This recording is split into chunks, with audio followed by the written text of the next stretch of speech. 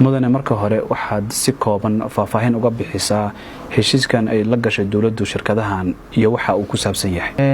heshiiskani fahamkiisa ugu fiican waxa weeyaan hartu marka shaqadii wasaaradda soo waday ayuu qayb ka yahay oo ah wasaaraddu inay dadaalo badan ugu jirtay in la soo celiyo ay soo laabtaan shirkadihii heshiisyadii la gashay dawladda dhexe inay ku soo laabtaan wadanka kadib haddii inta laga gaari karayo laga gaaro oo lala hadlo la yiraahdo soo laabta xirmooyinkiinii soo sheegta ayuu horta heshiiskan uu kamid yahay. waqtigan waxa ku soo beegay marka waxa weeyaan wasaaraddu shaqo badan bay qabatay oo waxay dhameystirtay heshiiskii khayraad wadaaga ee shidaalka iyo maamulkiisii sharciga shidaalka oo la dhameystiray xeer nidaamyaal fara badan oo la dhameystiray oo sidoo kale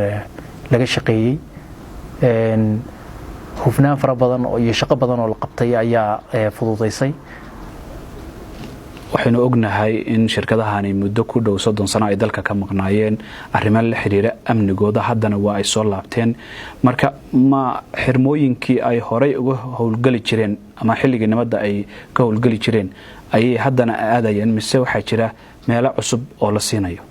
waxbay ka horeeyaan horta Soomaaliya inay hagaagtay bay tan cadeynaysaa in Soomaaliya maalgashi diyaar u tahay bay cadeynaysaa xirmooyinka ay lahaan jireen bay hadda xirmooyinka ay lahaan jireen bay u yimaanayaan xirmooyin cusubna inay qaataan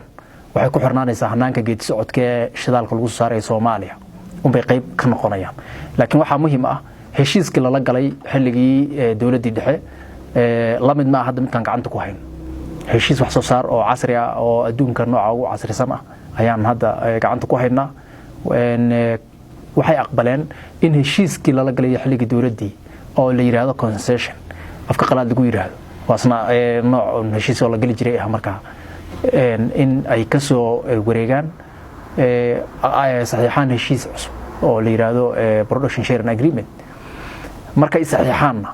deetana waxay ka shaqeynayaan oo ka shaqagalayaan oo invest gareysanayaan oo maal gashanayaan kuwa ay leeyihiin haday kuwa cusub qaadanayaan waa saan kugu sharxay.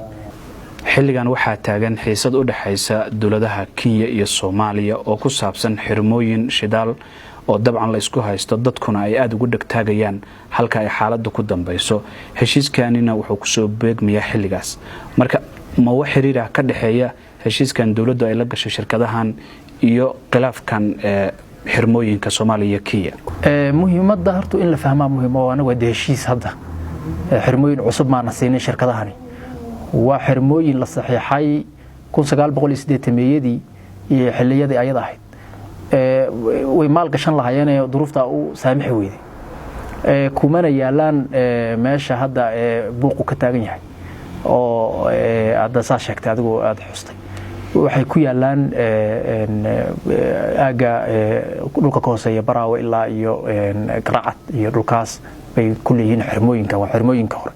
marka wax sal iyo raad le ma ahan waxa la isku raadin karana ma ahan waa intaas.